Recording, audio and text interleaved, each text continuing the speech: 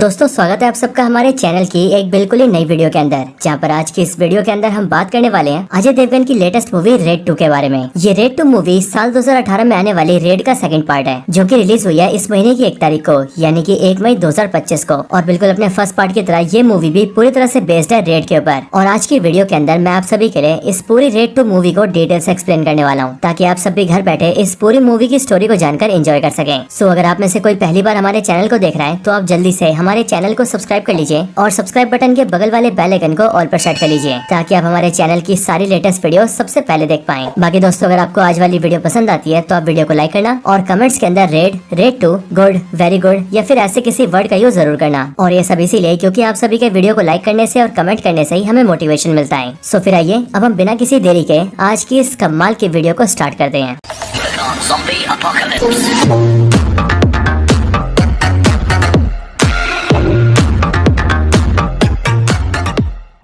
तो दोस्तों red 2 movie की जो स्टोरी है वो रेड 1 से कनेक्टेड है, और इसीलिए इस मूवी के ज्यादातर कैरेक्टर्स भी सीधा उसी मूवी से लिए गए हैं। सो इसीलिए अगर आप में से कोई ऐसा है जिसने रेड 1 मूवी नहीं देखी है, या फिर आपको वो मूवी देखे हुए काफी टाइम हो गया है, तो मैं आप सभी के लिए रेड 1 मूवी के प्लॉट को डिस्कस कर लेता हूँ, ताकि आप सभी 1 से 2 मिनट के अंदर अंदर अब तक होने वाली सारी कहानी के बारे में जान जाएं। तो दोस्तों रेड मूवीज के जो मेन कैरेक्टर है वो है अजय देवगन, जिनका इन मूवीज के अंदर नाम है अमेय पटनायक। और ये अमेय पटनायक एक IRS यानी कि इंडियन रेवेन्यू सर्विसेज का ऑफिसर है, जो की इनकम टैक्स डिपार्टमेंट के अंदर एक डेप्यूटी कमिश्नर के तौर पर काम करता है। और इनकम टैक्स डिपार्टमेंट में डेप्यूटी कमिश्नर की रैंक बहुत ही बड़ी होती है, इसीलिए आप सभी ये समझ सकते हैं कि अमेय पटनायक इनकम टैक्स का बहुत ही बड़ा ऑफिसर है। इसके साथ ही अमेय पटनायक एक बहुत ही ईमानदार ऑफिसर है, जो कि अब तक अपनी सर्विसेज में 4200 करोड़ से भी ज्यादा पैसे रेड्स के अंदर कवर कर चुका है। लेकिन दोस्तों रेड्स मार के सरकार का इतना बड़ा फायदा करवाने के बाद भी अमेय पटनायक का 74 टाइम्स ट्रांसफर किया गया है। लेकिन तब भी अमेय पटनायक की खासियत यह है कि ये ट्रांसफर होकर जहाँ भी जाता है ये वहाँ रेड मार देता है, और उस एरिया के जितने भी करप्ट लोग होते हैं उन सबको सबके सामने ले आता है। अब दोस्तों इसी अमेय पटनायक की जो वाइफ है उसका नाम होता है मालिनी पटनायक, और इसी मालिनी पटनायक को रेड 1 में प्ले किया था इलियाना डिक्रूज ने। लेकिन अब रेड 2 के अंदर उन्हें रिप्लेस करके वहाँ पर वानी कपूर आ गई हैं। बाकी इन सब के साथ ही रेड 1 के अंदर हमने देखा था कि उस मूवी के अंदर अमेय पटनायक लखनऊ के एक बहुत ही अमीर आदमी के घर पर छापा मारता है, और लखनऊ के इस अमीर आदमी का नाम होता है रामेश्वर सिंह, जो रामेश्वर सिंह अपने एरिया का डॉन होने के साथ साथ वहाँ का लोकल पॉलिटिशियन भी होता है। लेकिन तब भी अमेय पटनायक उसके घर पर रेड मारता है, और 4 दिनों की लंबी रेड के बाद रामेश्वर सिंह के घर से सारा ब्लैक मनी और सारा इलीगल ज्वेलरी कवर कर लेता है। और फिर इसीलिए वो सारी चीजें जमा होती है सरकारी खजाने में, और उसके बाद रामेश्वर सिंह को जेल हो जाती है। और अब इसके आगे से स्टार्ट होती है रेड 2 की स्टोरी। सो अब कहानी में 7 साल बीत जाते हैं, और इसीलिए 7 साल बाद रेड 2 की स्टार्टिंग होती है साल 1989 से। अब यहाँ स्टार्ट होते हैं हम राजस्थान के अंदर एक राजा के बहुत ही बड़े पैलेस को देखते हैं, जिस पैलेस के अंदर एक बहुत ही बड़ी पार्टी हो रही होती है। अब इसी पैलेस का जो राजा होता है उसके पास बहुत सारे पैसे होते हैं, लेकिन उन्हीं सारे पैसों में बहुत सारा इलीगल पैसा भी होता है, जिससे इस राजा ने कई सारे गलत काम करके कमाए होते हैं। और आज के दिन इस राजा को ये टिप मिली होती है कि आज उसके घर पर छापा पड़ने वाला है, और उसके पैलेस पर छापा और कोई नहीं बल्कि अमेय पटनायक मारेगा। और इसीलिए अमेय पटनायक के डर से वो अपने सारे ब्लैक मनी को अपने एक आदमी के जरिए पैलेस से बाहर भिजवा देता है, जिसके बाद राजा का वो आदमी उन सारे पैसों को ट्रक में डलवा के दूर ले जाने लगता है। अब इसी टाइम पर अमेय पटनायक अपनी टीम के साथ सीधा पैलेस पहुंचता है, और वहाँ पर वो गेट के गार्ड्स को गेट खोलने को कहता है, ताकि वो पैलेस के अंदर छापा मार सके। लेकिन दोस्तों हम ये देखते हैं कि जब अमेय पटनायक अपनी टीम के साथ पैलेस के अंदर आता है, तब उसके रेड मारने से पहले राजा के सारे आदमी उन पर बंदूक और हथियार तान देते हैं, जिसके बाद ही अमेय पटनायक की पूरी टीम वहाँ पर आगे नहीं बढ़ती और चुपचाप पैलेस से निकल के चली जाती है। अब ये देखकर पैलेस के राजा को ऐसा लगता है कि उसने अमेय पटनायक और उसकी पूरी टीम को डरा दिया है, और शायद इसीलिए उसके डर के मारे अमेय पटनायक वहाँ से भाग गया है। लेकिन दोस्तों एक्चुअली में पटनायक वहाँ से डर के नहीं भागता है, बल्कि असल में उसे पता लग गया होता है कि पैलेस के राजा ने अपने दूसरे आदमी के जरिए अपने सारे ब्लैक मनी को कहीं और निकलवा दिया है। और इसलिए अमेय पटनायक जल्दी से अपनी टीम को लेकर सीधा वहाँ पर जाता है, और वहाँ पहुंचकर राजा के पैसों से भरे सारे ट्रक्स को सीज कर लेता है, और राजा के उस आदमी को पकड़कर सीधा अपने ऑफिस लेकर आता है। अब पटनायक के ऑफिस आने के बाद राजा का वो आदमी उसे रिश्वत ऑफर करता है, और वो अमेय पटनायक से कहता है कि वो राजा के इन सारे ब्लैक मनी को छोड़ दे, और इसके बदले में वो उसे 2-4 लाख रुपए दे देगा। लेकिन उसकी बात सुनकर अमेय पटनायक कोई रिएक्शन नहीं देता है, और इसीलिए राजा का वो आदमी पैसे बढ़ाते बढ़ाते 10 लाख तक ले जाता है, एंड वो अमेय पटनायक को 10 लाख रुपए ऑफर करता है। लेकिन इसके बाद अमेय पटनायक उससे 2 करोड़ रुपए मांगता है, और वो राजा के आदमी से कहता है कि अगर राजा को अपना सारा ब्लैक मनी वापस चाहिए तो उसके बदले में उसे 2 करोड़ रुपए देने होंगे। और अब इसके आगे हम ये देखते हैं कि राजा साहब इस ऑफर के लिए मान जाता है, और वो कहीं से 2 करोड़ रुपए अरेंज करके उसे सीधा अमेय पटनायक को दे देता है, और अमेय पटनायक के हाथों से अपने सारे ट्रक्स छुड़वा लेता है। और यहाँ मूवी की स्टार्टिंग में हमें ऐसा दिखाया जा रहा है कि अब अमेय पटनायक एक करप्ट ऑफिसर बन चुका है जो कि रिश्वत लेने लगा है। लेकिन दोस्तों मैं आपको बता दूं कि अमेय पटनायक ने रिश्वत क्यों लिया है, इस बारे में हमें आगे पता लगेगा। अब दोस्तों इसके बाद सीन शिफ्ट होता है और हम सीधा जेल के अंदर रामेश्वर सिंह को देखते हैं, जो कि बीते 7 सालों से जेल के अंदर सजा काट रहा होता है। अब यहाँ जेल के अंदर ही हमें पता लगता है कि रामेश्वर सिंह जेल के अंदर काफी टाइम से पैरोल के लिए अप्लाई कर रहा है और अब फाइनली 7 सालों की सजा के बाद उसे पैरोल दे दिया जाता है, जिसके बाद रामेश्वर सिंह जेल से बाहर आ जाता है। अब दोस्तों आप में से जो भी लोग पैरोल सिस्टम के बारे में नहीं जानते उन सबको मैं बता दूं कि जब भी किसी जेल के अंदर कोई कैदी बहुत अच्छा बिहेवियर रखता है, जेल में शांति से रहता है, किसी से लड़ाई नहीं करता है और अपने सारे कामों को भी टाइम से पूरा करता है, तब उसके अच्छे बिहेवियर को देखते हुए उसे पैरोल सिस्टम पर बाहर भेज दिया जाता है। एग्जाम्पल के लिए किसी क्रिमिनल की सजा 10 साल की है तो तब भी उसके अच्छे बिहेवियर को देखते हुए उसे 7-8 सालों में जेल से बाहर भेजा जा सकता है और इसी चीज को पैरोल कहा जाता है। अब दोस्तों इसके बाद सीन शिफ्ट होता है और हम इसके बाद अमेय पटनायक की लाइफ देखते हैं। हम ये देखते हैं कि पटनायक अपनी लाइफ में काफी खुश होता है और अब उसे और उसकी वाइफ को एक बेटी भी होती है जो कि 6 साल की होती है। लेकिन दोस्तों यहाँ पर हम ये नोटिस करते हैं कि जहाँ रेड के पार्ट 1 के अंदर अमेय पटनायक की वाइफ को इलियाना डिक्रूज ने प्ले किया था, वहीं पर ही रेड 2 के अंदर अमेय पटनायक की वाइफ वानी कपूर होती है। लेकिन दोस्तों यहाँ अपने घर में अमेय पटनायक अपनी वाइफ को ये बताता है कि अब उसका इस शहर से भी ट्रांसफर हो चुका है और ये चीज बताते हुए वो अपनी वाइफ को अखबार दिखाता है, जहाँ अखबार की हेडलाइन पढ़कर हमें भी ये पता लगता है कि असल में अमेय पटनायक ने राजस्थान के राजा के पैसे छोड़ने के बदले में जो 2 करोड़ की रिश्वत ली थी, वो रिश्वत की खबर बाहर आ चुकी थी और इसीलिए उसी रिश्वत के इल्जाम की वजह से अमेय पटनायक का ट्रांसफर हुआ है और इस बार उसका ट्रांसफर हुआ है राजस्थान के भोज टाउन के अंदर। वैसे दोस्तों मैं आपको बता दूं कि राजस्थान के अंदर भोज नाम का कोई भी टाउन नहीं है और इसीलिए आप ये समझ सकते हैं कि मूवी के अंदर इस भोज नाम के टाउन को फिक्शनल तरीके से क्रिएट किया गया है। अब दोस्तों ट्रांसफर के हिसाब से अमेय पटनायक अपनी फैमिली को लेता है और सीधा भोज टाउन चला जाता है, जिस टाउन में उसका ट्रांसफर हुआ था। अब अमेय पटनायक के यहाँ पर आने के बाद ही हम भोज टाउन का नजारा देखते हैं और इसी भोज के अंदर हम मिलते हैं मूवी के मेन विलन से, यानी कि रितेश देशमुख से, जिनका इस मूवी के अंदर नाम होता है मनोहर दंकड़। लेकिन दोस्तों इस पूरी मूवी के अंदर इन्हें दादा भाई के नाम से जाना जाता है और इसीलिए हम भी इन्हें दादा भाई कहेंगे। और दोस्तों दादा भाई के इंट्रोडक्शन के साथ ही हमें पता लगता है कि ये दादा भाई पूरे भोज का एमएलए है और एक एमएलए होने की वजह से यहाँ के लोग उसे काफी सपोर्ट करते हैं एंड दादा भाई की पूरे भोज के अंदर बहुत ज्यादा रिस्पेक्ट भी है। इसके साथ ही दादा भाई अपने एरिया के लोगों की बहुत मदद करता है और उसके टाउन में जितने भी भूखे लोग होते हैं वो उन सभी को खाना भी खिलाता है, जिस वजह से पूरे भोज के लोग दादा भाई से बहुत ज्यादा प्यार करते हैं और उसके लिए हमेशा अपना पूरा सपोर्ट दिखाते हैं। हालांकि दोस्तों इन सब के साथ ही जो दादा भाई है वो पूरे भोज का सबसे अमीर आदमी होता है, यानी कि पूरे भोज के अंदर उसके पास सबसे ज्यादा पैसे होते हैं। इसके साथ ही उसने गरीबों की मदद करने के लिए एक फाउंडेशन भी बना रखा होता है, जिस फाउंडेशन के जरिए ही वो सारे जन कल्याण के काम करता है। अब दोस्तों इसके बाद ही सीन शिफ्ट होता है और हम फिर से अमेय पटनायक को देखते हैं, जो कि भोज आने के बाद सीधा अपने ऑफिस ज्वाइन करता है। अब यहाँ के इनकम टैक्स ऑफिस में आने के बाद ही वो सबसे पहले अपने सीनियर ऑफिसर से मिलता है, जो कि इनकम टैक्स का चीफ कमिश्नर होता है और मूवी के अंदर इनकम टैक्स के चीफ कमिश्नर को प्ले किया है रजत कपूर ने, जो कि इससे पहले भी कई सारी बड़ी बड़ी मूवीज और सीरीज में काम कर चुके हैं। अब दोस्तों यहाँ पर अमेय पटनायक अपने सीनियर और अपने बाकी सारे ऑफिसर्स को बताता है कि अब वो यहाँ भोज में यहाँ के सबसे अमीर आदमी दादा भाई के घर पे रेड मारेंगे। और वैसे ये बात सुनकर अमेय पटनायक का सीनियर भी हिल जाता है, लेकिन अमेय पटनायक जल्दी से अपनी टीम तैयार करता है और सीधा दादा भाई के घर रेड मारने जाता है। और फिर दोस्तों इसी टाइम पर हमें पता लगता है कि असल में मूवी की स्टार्टिंग में अमेय पटनायक ने जो 2 करोड़ की रिश्वत ली थी वो उसने करप्ट ऑफिसर होने की वजह से नहीं ली थी, बल्कि वो सब कुछ उसका मास्टर प्लान था। एक्चुअली में अमेय पटनायक ये जानता था कि रिश्वत लेने की वजह से उस पर रिश्वत लेने का इल्जाम लगेगा और उसका यहाँ भोज में ट्रांसफर हो जाएगा एंड इसी वजह से उसने जानबूझकर रिश्वत ली ताकि उसका यहाँ पर ट्रांसफर हो जाए। और ये सब इसीलिए क्योंकि अमेय पटनायक यहाँ पर आकर दादा भाई को टारगेट करना चाहता था, क्योंकि वो दादा भाई को काफी सालों से ट्रैक कर रहा था। लेकिन दोस्तों इसी दौरान हमें पता लगता है कि रेड मारने से पहले अमेय पटनायक ने दादा भाई के बारे में सारी इन्फॉर्मेशन ले ली थी। हम ये जानते हैं कि रेड मारने से काफी टाइम पहले से ही अमेय पटनायक ने भोज टाउन के लोगों से दादा भाई के बारे में जानना शुरू कर दिया था। और इसी दौरान जब वो एक बार जूते लेने जूते वाली दुकान पर गया था, तब उसी टाइम पर दादा भाई के बारे में पूछने पर जूते वाला उसे बताता है कि असल में दादा भाई बहुत ही अच्छे इंसान है, जिन्होंने मेरी भी कई बार मदद की है। लेकिन असल में बात यह है कि आज से बहुत साल पहले दादा भाई की भी एक जूते चप्पल की दुकान थी और वो मेरी तरह लोगों को जूते चप्पल बेचा करते थे। लेकिन दादा भाई की एक खासियत थी कि उनके दुकान में कोई जूते चप्पल बिके या फिर ना बिके, लेकिन तब भी वो अपने आसपास के पूरे इलाके के लोगों को खाना खिलाया करते थे। और वो जब तक अपने क्षेत्र के गरीब लोगों को भोजन नहीं करा देते थे, तब तक दादा भाई घर जाकर सोते नहीं थे। लेकिन जब ऐसे ही गरीब लोगों को खाना खिलाने में दादा भाई को तकलीफ होने लगी और उनके पैसे खत्म होने लगे, तब उन्होंने अपने जूते चप्पल की दुकान तक बेच दी और दुकान बेचकर जो पैसे मिले उनसे गरीब लोगों को खाना खिलाने लगे। लेकिन फिर एक समय ऐसा आया कि जब दादा भाई के पास कुछ भी नहीं बचा, दादा भाई के सारे पैसे खत्म हो चुके थे, इसीलिए वो चाहकर भी गरीबों की मदद नहीं कर पा रहे थे। लेकिन इतने टाइम तक गरीबों की सेवा करने की वजह से आसपास के सारे लोग उनके समर्थन में आ गए और सभी गरीब लोगों ने दादा भाई को ये राय दी कि वो इलेक्शन में खड़े हों और पूरे क्षेत्र के एमएलए बन जाएं और एक बार नेता बनने के बाद वो क्षेत्र के लोगों की बड़े आराम से मदद कर सकते थे।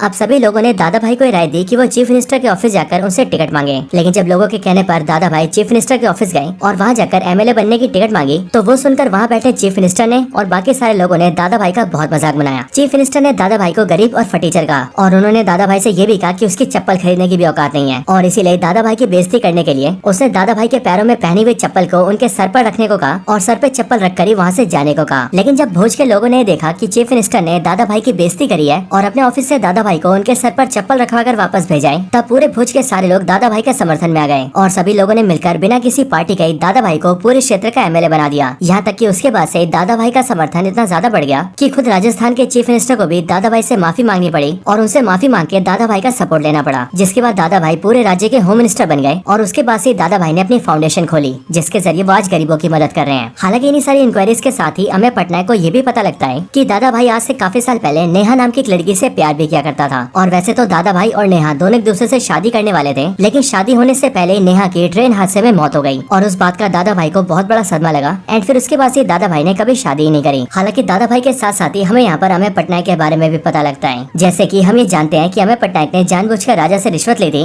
और खुद ही अपने ऑफिसर्स के जरिए खुद को पकड़वाया था। सो असल में उस टाइम पर हुआ कुछ ऐसा था कि जब अमेय पटनायक ने 2 करोड़ की रिश्वत ली तब उसने अपने सोर्सेज से उन पैसों को ट्रैक करवाया, जिसके बाद जाकर अमेय पटनायक को ये पता लगा कि वो पैसे हवाला के पैसे हैं जिन्हें इंडिया के अंदर इलीगल तरीके से लाया गया था। और सिर्फ ये नहीं बल्कि उसे ये भी पता लगा था कि एक्चुअल में वो हवाला के पैसे लाने के पीछे दादा भाई का हाथ था। और इसीलिए इन सारी बातों को जानने के बाद ही अमेय पटनायक ने उन पैसों को पकड़वाया, खुद को जानबूझकर दुनिया के सामने रिश्वतखोर कहलवाया और सीधा दादा भाई को पकड़ने के लिए भोज में ट्रांसफर ले लिया। और दोस्तों भोज में ट्रांसफर लेने के बाद ही अमेय पटनायक ने यहाँ पर आने के बाद अपनी रिसर्च चालू कर दी थी, जिसके बाद रिसर्च कर करके धीरे धीरे उसे पता लग गया था कि दादा भाई पूरी दुनिया के सामने वैसे तो फाउंडेशन चलाता है जिसमें वो ये दिखाता है कि वो इसके जरिए गरीब लोगों की मदद कर रहा है, लेकिन असल में दादा भाई फाउंडेशन का इस्तेमाल करके हवाला के जरिए ब्लैक मनी को व्हाइट करता है। और इन सारी बातों को जानकर अमेय पटनायक ने धीरे धीरे करके कुछ सबूत भी इकट्ठा कर लिए थे, जिन सबूत के दम पर उसने दादा भाई के घर में रेड मारने के लिए वारंट ले लिया। और फिर इसीलिए अमेय पटनायक अपनी पूरी टीम को लेकर सीधा दादा भाई के घर में रेड मारने जाता है। लेकिन दोस्तों जैसे अमेय पटनायक रेड मारना स्टार्ट करता है तब उसे बहुत ही बड़ा झटका लगता है, और वो इसीलिए क्योंकि उसने जिन जिन जगहों पर सबूत देखे थे दादा भाई ने वो सारे सबूत हटवा दिए थे, क्योंकि एज ऑफ कोर्स दादा भाई एक कैबिनेट मिनिस्टर है जिसकी बहुत ही ज्यादा पावर है और इसीलिए इस पूरे रेड के अंदर अमेय पटनायक को कुछ भी नहीं मिलता है। और अब क्योंकि दोस्तों अमेय पटनायक को दादा भाई पर मारी गई रेड में कुछ भी नहीं मिलता है, इसीलिए यहाँ से ही वो पूरी रेड झूठी साबित हो जाती है। और अब क्योंकि दादा भाई एक कैबिनेट मिनिस्टर था इसलिए वो इस बात का आधार बना के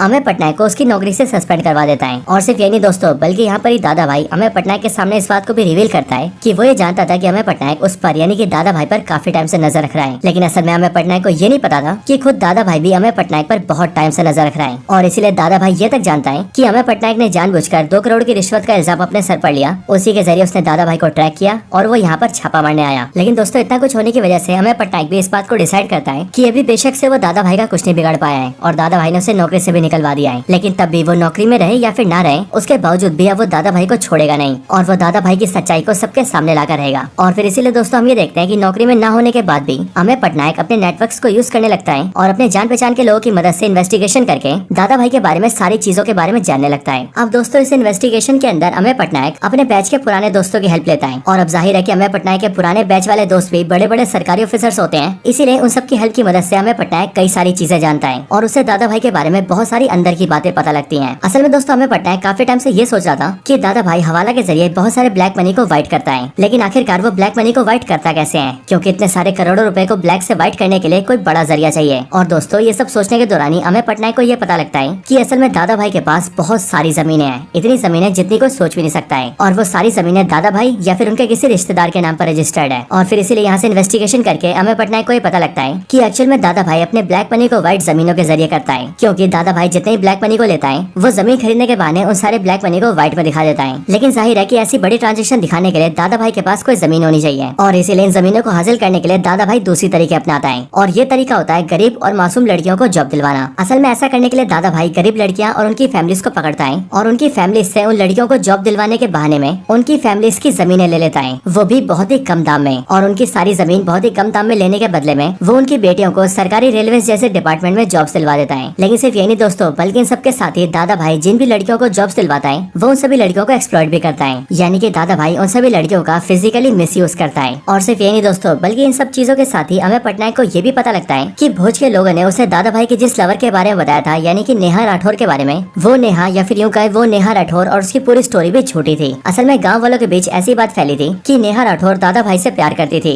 लेकिन उनसे शादी करने से पहले उसकी ट्रेन हादसे में मौत हो गई। पर दोस्तों इन्वेस्टिगेशन के अंदर अमेय पटनायक को ये तक पता लगता है कि नेहा राठौर दादा भाई से प्यार नहीं करती थी, बल्कि दादा भाई ने नेहा राठौर को भी फिजिकली मिसयूज किया था और जब नेहा राठौर ने उसके खिलाफ जाने की कोशिश की तो दादा भाई ने उसे जान से मार दिया और नेहा राठौर की मौत को दादा भाई ने ट्रेन हादसे का नाम दिया। अब ये सारी बातें जानने के बाद ही अमेय पटनायक बारी बारी करके उन सारी लड़कियों से कांटेक्ट करता है जिन सभी लड़कियों के साथ दादा भाई ने दुष्कर्म किया था और वो सभी लड़कियों उसे कहता है कि वो सब दादा भाई के खिलाफ गवाही दे दें, जिससे कि दादा भाई का साथ सामने आ सके और उसे जेल हो सके। लेकिन दोस्तों हम ये देखते हैं कि कोई भी लड़की दादा भाई के खिलाफ नहीं जाती और वो सबके सब अमेय पटनायक का साथ देने से मना कर देती है। लेकिन दोस्तों जब सारी लड़कियां दादा भाई के खिलाफ जाने से मना कर देती हैं, तब अमेय पटनायक के दिमाग में एक आइडिया आता है और वो सोचता है कि इस आइडिया के जरिए वो दादा भाई की सच्चाई सामने ला सकता है एंड उसे अरेस्ट करवा सकता है। अब ऐसा करने के लिए वो सबसे पहले दिल्ली जाकर एक लॉयर से मिलता है, जो लॉयर बहुत ही ज्यादा करप्ट होता है और पैसे लेकर कुछ भी कर देता है। और अमेय पटनायक इस लॉयर को कई सारे पैसे देता है और उससे दादा भाई के खिलाफ कोर्ट में एक PIL फाइल करवाता है और वो इस PIL को दादा भाई के खिलाफ फाइल करवाता है, जिसमें कि ये लिखा होता है कि दादा भाई के पास जो बेशुमार जमीनें हैं वो उसने गरीब लोगों से हड़पी है। अब इधर दादा भाई को जैसे इस बात का पता लगता है कि उसके खिलाफ PIL फाइल हुई है, तब उसे ये जानकर बहुत ज्यादा गुस्सा आता है। लेकिन दोस्तों इसी टाइम पर सीन शिफ्ट होता है और हम भोज के इनकम टैक्स ऑफिस के अंदर एक नए ऑफिसर को देखते हैं, जिस ऑफिसर का नाम होता है बब्बन। और ये बब्बन ऑफिसर अमेय पटनायक की जगह होता है, क्योंकि आपको याद हो तो दादा भाई के घर में रेड मारने की वजह से अमेय पटनायक को सस्पेंड कर दिया गया है और अब इसीलिए उसकी जगह बब्बन आया है। लेकिन दोस्तों हम ये देखते हैं कि बब्बन बहुत ही ज्यादा करप्ट होता है और इसीलिए वो दादा भाई के पास जाकर उससे कहता है कि अगर दादा भाई उसे टाइम टाइम पर रिश्वत खिलाता रहेगा तो वो कभी भी दादा भाई के खिलाफ नहीं जाएगा। और इसीलिए हम ये देखते हैं कि दादा भाई भी इस बात के लिए राजी हो जाता है और वो बब्बन को पैसे खिलाकर अपनी तरफ कर लेता है। लेकिन दोस्तों इसके बाद ही जो नया ऑफिसर होता है जिसका नाम बब्बन होता है, उसे टिप मिलती है कि भोज में दादा भाई का कोई दुश्मन है जिसके घर में बहुत सारा इलीगल पैसा छुपा हुआ है और इसीलिए इस बात को जानते हुए फैसला करता है कि ये जो दादा भाई का दुश्मन है वो उसके घर में छापा मार के पैसा पकड़ेगा और ऐसा करके वो दादा भाई को खुश कर देगा। लेकिन दोस्तों जब वो वहाँ जाकर छापा मारता है तब उसे पता लगता है कि असल में वो जगह दादा भाई की थी, इसलिए वहाँ का सारा पैसा भी दादा भाई का था। और इसीलिए इस बात को जानते हुए जल्दी से दादा भाई के पास जाकर माफी मांगता है, जो सुनकर दादा भाई उससे कहता है कि वो आगे से कहीं छापा नहीं मारेगा। लेकिन ये सुनकर बब्बन दादा भाई से कहता है कि जहाँ भी छापा मारने के बारे में उनके डिपार्टमेंट को पता लगता है उन्हें वहाँ पर छापा मारना ही पड़ता है और इसलिए हो सकता है कि आगे भी वो लोग कई जगहों पर छापा मारे। अब दोस्तों ये बात सुनकर दादा भाई थोड़ा सा घबरा जाता है और इसीलिए वो सोचता है कि आगे चलकर ऐसे उसके और भी पैसे पकड़े जा सकते हैं और इसीलिए दादा भाई भोज से अपने सारे पैसों को इकट्ठा करता है और अपने सारे ब्लैक मनी और इलीगल ज्वेलरी को वहाँ से शिफ्ट करवाने लगता है। अब हालांकि दोस्तों इस टाइम पर दादा भाई ये सोचता है कि आखिरकार ऑफिसर बब्बन को और इनकम टैक्स डिपार्टमेंट को उसकी जगहों के बारे में कैसे पता लगा, क्योंकि हो ना हो छापा मारने के लिए किसी न किसी ने तो उन्हें ये बताया ही होगा। और थोड़ी जांच के बाद दादा भाई को पता लगता है कि असल में इनकम टैक्स वालों को और बब्बन को ये सारी बातें अमेय पटनायक बता रहा है। लेकिन अमेय पटनायक को ये सारी बातें पता लग रही है दादा भाई के PA से, और वो इसीलिए क्योंकि आज से काफी टाइम पहले अमेय पटनायक ने दादा भाई के PA से मीटिंग करी और उसने PA से बातचीत करके उसका जमीर जगा दिया एंड उसे अपनी साइड कर लिया, जिसके बाद से दादा भाई के PA ने दादा भाई को पकड़वाने के लिए उसके सारे अड्डों की लोकेशन अमेय पटनायक को बताना शुरू कर दिया। अब ये बात जानते ही दादा भाई अपने PA को पकड़कर बहुत पिटवाता है एंड उसे एक जगह किडनैप करवा के रख देता है। अब हालांकि दोस्तों इसी टाइम पर हम ये देखते हैं कि अमेय पटनायक की वाइफ को यानी कि मालिनी पटनायक को भी ये पता लग जाता है कि दादा भाई ने बहुत सारी लड़कियों को एक्सप्लॉइट किया है और इसीलिए उन सारी लड़कियों के बारे में जानने के बाद ही वो बारी बारी करके उन लड़कियों से मिलने लगती है और उन सभी को बारी बारी करके दादा भाई के खिलाफ करने के लिए राजी कर लेती है। अब हालांकि दोस्तों इन सबके साथ ही जो दादा भाई होता है उसे कोर्ट में अपनी PIL को लेकर काफी ज्यादा चिंता होती है और इसीलिए अमेय पटनायक ने जिस वकील से बात करी थी, दादा भाई सीधे जाकर उस वकील से मिलता है और उस रिश्वतखोर वकील को 5 करोड़ रुपए देता है, जिसके बदले में वकील दादा भाई से कहता है कि वो उसकी PIL को हटवा देगा। लेकिन दोस्तों इसके बाद जब कोर्ट की प्रोसीडिंग स्टार्ट होती है तब वहाँ कोर्ट में दादा भाई को ऐसा लगता है कि शायद से वकील उसकी PIL को हटवा देगा, लेकिन असल में वहाँ पर वो वकील तेज चल जाता है और वो असल में कोर्ट में PIL तो हटवाता नहीं है, बल्कि इसके साथ ही वो कोर्ट के अंदर एक रिकॉर्डिंग भी दिखाता है, जिस रिकॉर्डिंग में सभी लोग ये सुनते हैं कि दादा भाई ने वकील को 5 करोड़ रुपए रिश्वत दी है और रिश्वत देकर दादा भाई ने PIL को खत्म करवाने की कोशिश की है। और अब इसीलिए ये बात कोर्ट के सामने आने के साथ ही वकील ये भी साबित कर देता है कि दादा भाई ने गरीब लड़कियों के साथ गलत काम किया है एंड उनकी जमीनों को हड़पा है। साथ ही साथ वो ये भी साबित कर देता है कि दादा भाई ने नेहा राठौर को भी जान से मारा है। अब असल में दोस्तों हमें पता लगता है कि वकील इसीलिए तेज चलाए क्योंकि अमेय पटनायक ने उसे पहले से अपनी तरफ कर रखा था और उसने वकील को ये तक बता रखा था कि दादा भाई उससे मिलने की कोशिश करेगा और अपना केस हटवाने के लिए उससे पैसे भी देगा। और इसलिए कोर्ट के अंदर वकील ने दादा भाई का साथ नहीं दिया, जिस वजह से दादा भाई के खिलाफ केस काफी स्ट्रॉन्ग हो जाता है और फिर इसीलिए जज ये ऑर्डर्स दे रहा है कि जब तक ये केस चल रहा है तब तक दादा भाई को भोज से तड़ी पार रखा जाएगा, ताकि दादा भाई भोज के अंदर किसी भी सबूत के साथ छेड़छाड़ न कर सके। लेकिन दोस्तों इसके आगे हम ये देखते हैं कि दादा भाई काफी पावरफुल इंसान होता है और इसीलिए वो अपनी अप्रोच लगाकर अपने तड़ी पार को हटवा लेता है। अब दोस्तों इन सब के बाद हम पटनायक को देखते हैं, जो कि सीधा जाकर अपने सीनियर से मिलता है और उनके सामने दादा भाई के खिलाफ कई सारे सबूत रखता है और फिर पटनायक अपने सीनियर से कहता है कि वो दादा भाई के खिलाफ रेड मारने वाला है और अगर इस बार उसे रेड में कुछ भी नहीं मिला तो वो हमेशा के लिए रेड मारना छोड़ देगा एंड इसीलिए वो चाहता है कि उसे उसकी पोस्ट पर वापस डाल दिया जाए। ये बात सुनकर उसका सीनियर मान जाता है एंड वो पटनायक को फिर से उसकी पोस्ट पर डाल देता है, जिसके बाद पटनायक जल्दी से भोज जाता है और सीधा जाकर बब्बन से मिलता है। अब दोस्तों यहाँ पर ये बात रिवील होती है कि जो बब्बन है यानी कि वो ऑफिसर जो कि पटनायक की जगह पर भोज आया होता है, वो एक्चुअल में पटनायक का ही दोस्त होता है, जो कि काफी टाइम से पटनायक के कहने पर दादा भाई पर नजर रख रहा था और इसीलिए पटनायक की नौकरी पर वापस आने के बाद ही बब्बन उसे बताता है कि एक्चुअली में दादा भाई के लोकेशंस पर रेड पड़ने की वजह से दादा भाई ने अपने सारे का सारा पैसा और सारी ज्वेलरी अपने किसी नए वाले होटल के अंदर छुपा दिया है और इसीलिए अगर वो लोग दादा भाई के उस नए होटल पर रेड मारेंगे